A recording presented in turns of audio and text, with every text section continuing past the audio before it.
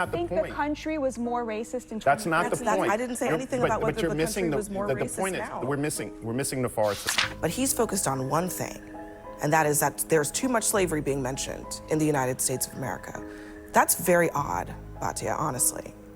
So is that liberals will say, well, this is a reflection of reality, but of course it isn't. This is a reflection of a newfound obsession that was driven by the media, and that doesn't reflect either the moral evil of these things or progressives suddenly start obsessing over race in a way that was actually far to the left of where Hispanic and Black Americans were on this issue. They found that the media had shifted radically how it talked. It's not as if it's gone. I mean, people are literally still killing people in this country because of the color of their skin, and suddenly we should just move past it? I think we've... Was it better then, or was it worse? You don't think that 2013 is the same as the 1960s, But you're missing, right? Respectfully, and I've had this debate many times. Do you really think that there's as big a difference between the 1960s and 2013? I don't, that's not my point. My point is that the use of, you don't think it's a reflection of reality. Based on what? Well, based on the idea that those things don't exist, that white supremacy doesn't that exist, racism doesn't exist, that we shouldn't be talking about it Based anymore? on the idea, obviously all these things I think are evil, but there's not more slavery now to the tune of but I think part of the problem... 100%. Hello everybody. Guys, let's get right into this segment. I thought this was extremely frustrating.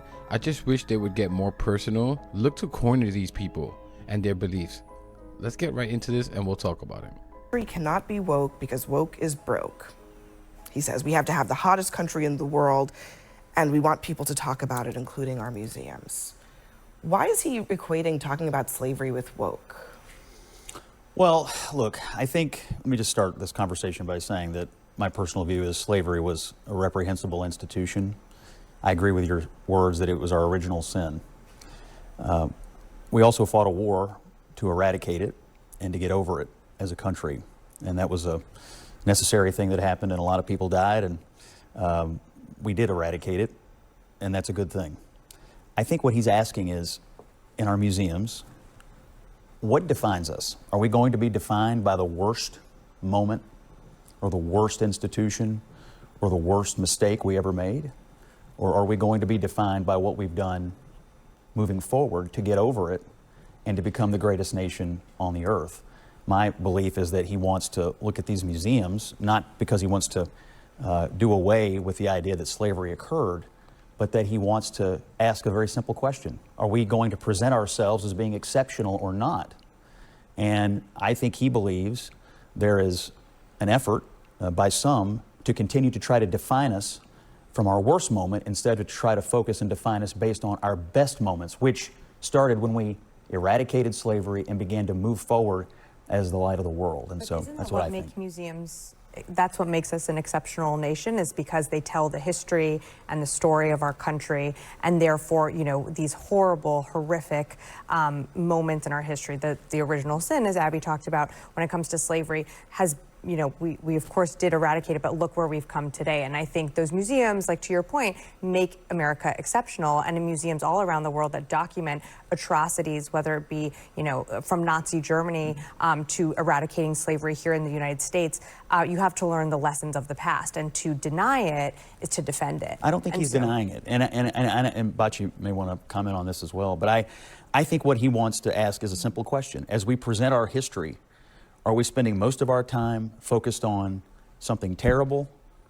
Are we going to spend more time as we enter our 250th anniversary focused on what this country has done to improve the lives of every single person who lives here? We are the light of the world for a reason, because we're an improving commodity. The question I ask when I hear you say that is, why, I mean, the idea that slavery happened, it's hard to understand what we've overcome if you don't even talk about what it was. You know, I think that kind of waters down the whole... I don't think anybody is proposing that we ignore that it happened. I don't think that's accurate. I think that the problem... Your party is literally trying to teach alternative benefits that came from slavery. How it wasn't all that bad. Slaves actually got something from this. Like, this is unbelievable. And now to learn that Trump is saying what? Slavery is woke? Like, these people are so slow. They swim in a pool of stupidity and incuriosity. It's woke to learn history. Why stop there? Is it woke to do math? 5 times 5 is 25. Oh, dear Lord, it's woke. Do conservatives ever hear themselves out loud and how dumb all of this sounds? Again, how do you talk about the greatness of this country without speaking about why the Civil War was even fought? How, without the Civil Rights Act, it wouldn't be possible for all the different immigrants that have made this country their home, which they now call themselves the Americans.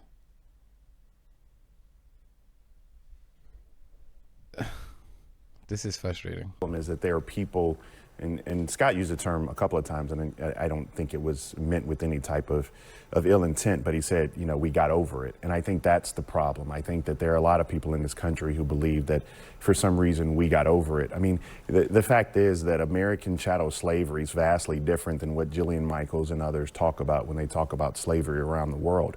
I mean, the chattel slavery system that we had was extremely transactional. It was actually codified in law, and it was based upon the color and race, as you so eloquently pointed out in your opening. And so not only when you think about that portion of where we are, 26 of our first 30 Supreme Court justices owned slaves. The people who are on our money every single day owned slaves. United States presidents, members of the United States Congress owned slaves. Lehman Brothers, we're not far from Wall Street, owned slaves. Brooks Brothers suits that we wear owned slaves. So not only are we talking about the epicenter and the foundation of where our country was built, we have to acknowledge that. But even more importantly, and this is where I believe that Scott and I can find agreement on this issue. Breon and Megan Walker are two of my best friends in the world. Their dad was the first African-American SGA president at the University of South Carolina, right? He was an exec at IBM, but he was one of the first, right? We're still talking about first that emerged and stood on those shoulders. I tell the story often about my mom and dad. My mom helped desegregate high schools. In Hamilton High School in Memphis, Tennessee, my dad shot in the Orangeburg Massacre. This is a part of my story. This isn't some faint, distant history. Yeah. And so the reason I bring that up is because I think that American exceptionalism talks about the fact that Black folk enslaved folk help build this country for what it is. They built Washington, D.C., but all of us are around this table. Abby, myself, all of us, not just Abby and myself, all of us are around this table because of the sacrifices and the blood and the sweat and the tears these people poured in. I also come back to why the focus so much on slavery when it comes to rewriting history. There's a lot of history that is in these museums, but he's focused on one thing, and that is that there's too much slavery being mentioned in the United States of America. That's very odd, Batya, honestly. So I want to start by saying I actually agree with everything that's been said, and I loved your opening, and so I offer these comments very humbly. Abby, Mommy, I just have to say, this is not odd. We know who Trump is. We know who the Republican Party is.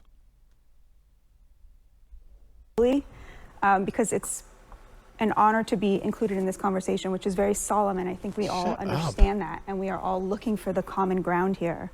And so what I'm about to say, I don't mean in any way to negate that tone.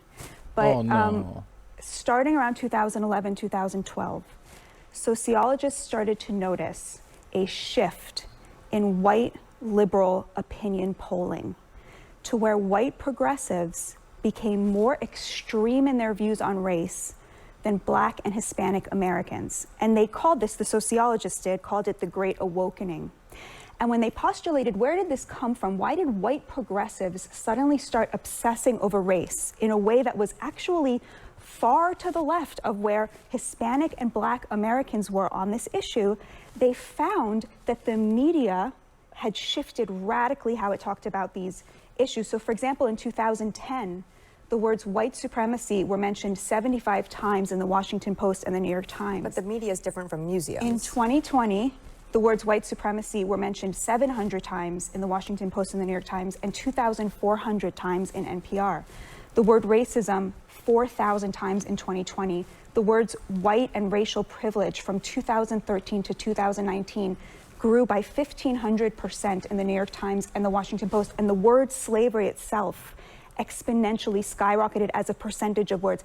I'm offering this only to suggest, I understand. I'm just wondering What do you think is the problem with talking about slavery, white supremacy, racism, et cetera? So the point I'm trying to make here is that liberals will say, well, this is a reflection of reality, but of course it isn't. This is a reflection of a newfound obsession that was driven by the media, and that doesn't reflect either the moral evil of these things or the historical accuracy. I do want to dive into what you mean by that.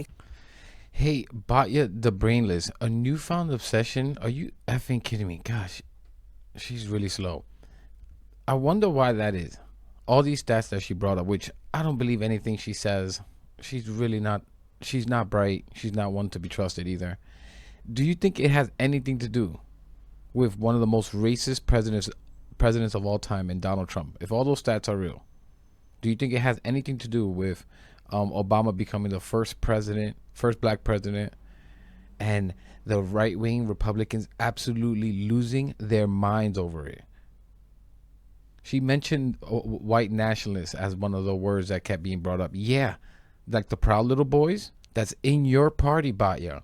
That President Trump that you bootlick every day. Pardon them. But pardon these guys, release them. These guys beat the crap out of cops, whatever.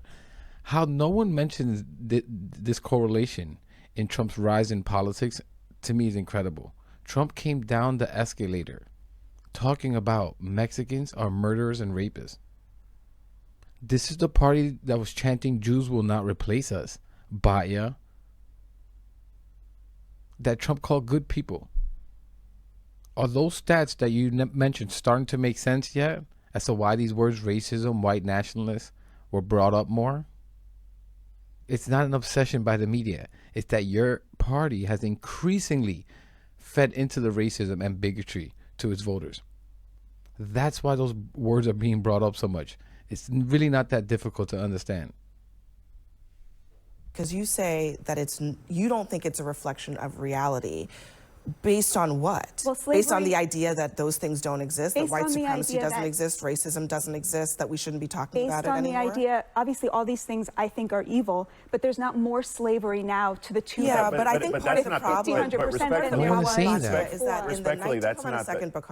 part of the problem is that back, not that long ago, in the 50s, 60s, even beyond that, when there was actual Jim Crow happening in this country, people were actually treating black people as second-class citizens. We weren't talking about those things at all. But in those words were virtually never mentioned. Abby, you don't so is think that better? Was it better then, or was it worse? You don't think that 2013 is the same as the 1960s, but you're missing, right? Respectfully, and I've had this debate many times. Do you times. really think that there's as big a difference between the 1960s and 2013? I don't. That's not my point. My point is that the use of the language in present day, or the lack of the use of the language back when racism was apparent every single day in the streets of America, doesn't reflect really anything except perhaps a better awareness of the reality that we live in as a country. That's not the point. Do you think the country was more racist in 2013? That's not the point. I didn't say anything about whether the country was more racist point now. Is we're missing the forest for the trees.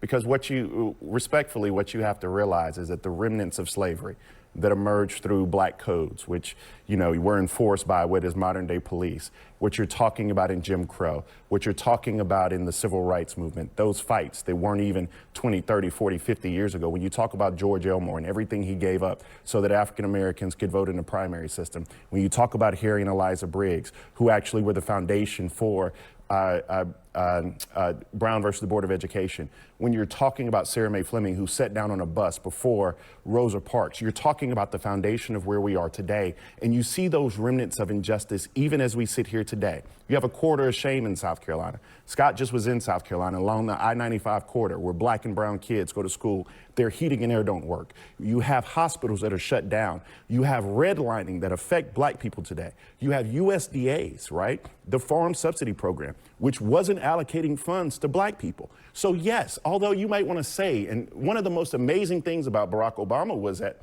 we believed we were in this post-racial society. We are not. And so my point to you is that every ounce of change that we've ever had in this country has been because black blood flowed through the streets.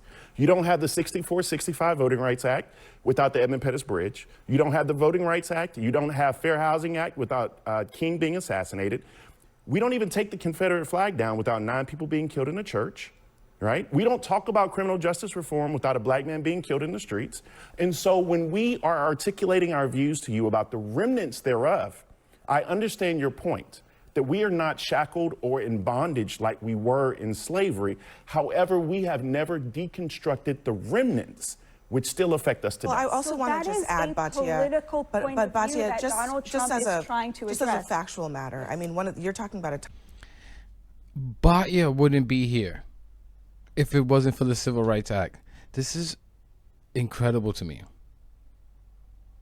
I wish the question was more personal to these fools, and watch how they squirm. Hey, Batia, I noticed that you wear that Star of David on your necklace. Maybe we should stop talking about how horrific the Holocaust was. Maybe we shouldn't highlight that anymore and speak about how good the Germans actually are and how decent these people actually are in those times, right? Maybe we should talk about that. When it comes to the Holocaust, right? Let's talk about actually how the Germans are actually not that bad. You know how insane that would be? The good things that came from the Holocaust. How does that sound, pendeja? I mean, guys, at this very moment, we have an economic indicator that when the unemployment rate amongst black people is a sign of unemployment rate coming down to other races. It starts with black people. Why the F do you think that is? So when unemployment rate starts to rise with black people, shortly after it comes for every other race. Like, this is an economic indicator that's followed. Time period in which there was the first black president elected in the country. There was the Mother Emanuel massacre that happened during his presidency, which was, last I checked, about racism and white supremacy. So there have been moments when we have actually correctly in this country grappled with those very things because they've been put on the agenda by our fellow Americans. So I don't understand the desire to try to avoid that when it's not as if it's gone. I mean, people are literally still killing people in this country because of the color of their skin, and suddenly we should just move past it? I think we've had more than just moments where we have had massive leaps forward in the way we treat each other in this country. I mean, I agree with Batia. Where we sit today is vastly different than where we sat in the 1960s or the 1920s or the 1860s. I don't think anybody's disputing and, that. and it's not even close. I don't know, but I don't think anybody's disputing that. I think it's just a question of, do we need to just stop talking about it because we're not in Jim Crow anymore? I don't think anyone's proposing that, but what I do think he is proposing, and I think this is worth discussing, is that as we go into our 250th anniversary, how are we presenting ourselves to the world? Are we presenting ourselves as a country that is obsessed with our worst moment, or are we presenting ourselves as a country that managed to overcome our worst moment and have been improving ever since? It's not about being obsessed with our worst moment. I mean, again, I think it's an important part. You know, last year, 17 million people visited the Museum for African American History and Culture. And I think that's an important number because part of what they saw was that this was a story about African American resilience. This is a story about community. It is a story about democracy and triumph. But it is also a story about two parts of the same coin that you can't have. And I think this is to Bakari's point, that you can't have that story of resilience. You can't have that story of expansive democracy without understanding how it happened and how we got there. You can't erase slavery and say, well, it's over and done with, and now we're not going to talk about it. A quick moment, though, on Donald Trump's... And that word obsessed, you think Scott would ever talk about that when it comes to anti-Semitism, that he would use that word? You see how insane Scott goes for defending Jewish students on campus. But slavery, things are better now. What is there to talk about? Why are we highlighting that? You guys are obsessed. Diablo. I swear, Republicans hear things that aren't said. No one is talking about the media. This is about museums. So what, you punish the museums because the media is talking too much about racism as far as you see it? Where's the logic in this thinking? It's all BS. Your party is just filled to the brim with bigots. That's what I would say if I was on that damn panel. This is what this is about. And it's about feeding those bloodthirsty bigots. That's all this is about.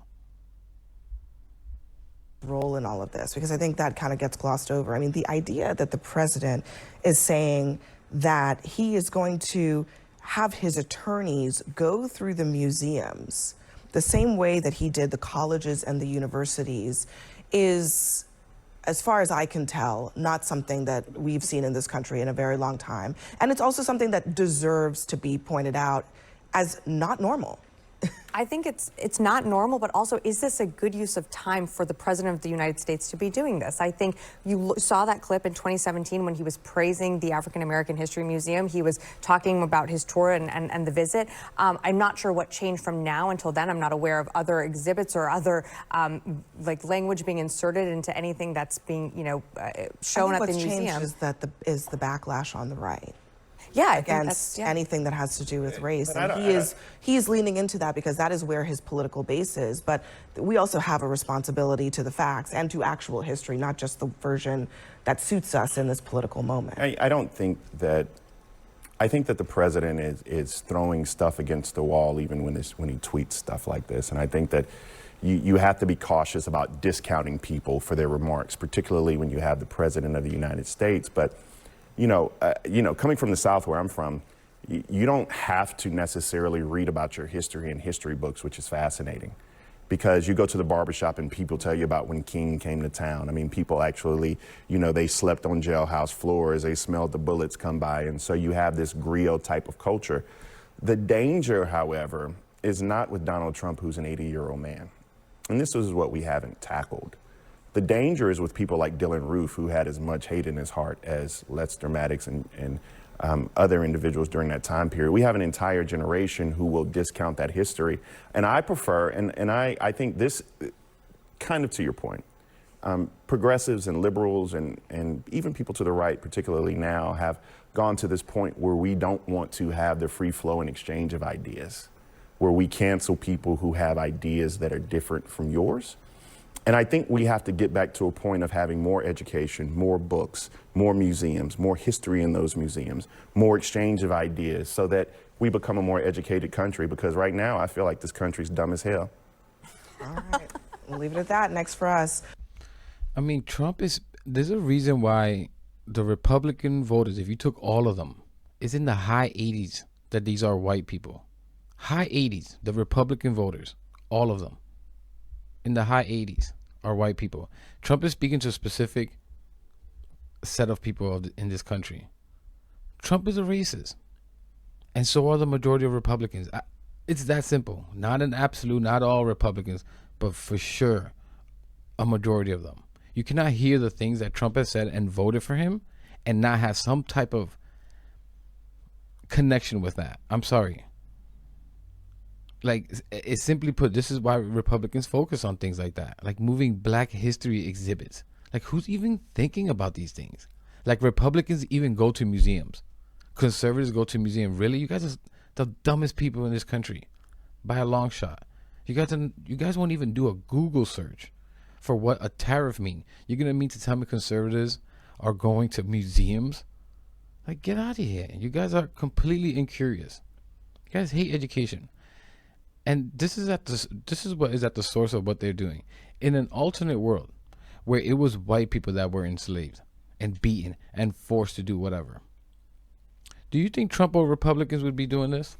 Let me know in the comments. If it was white people in this alternate world, we should be highlighting the good things we did. We all know they wouldn't.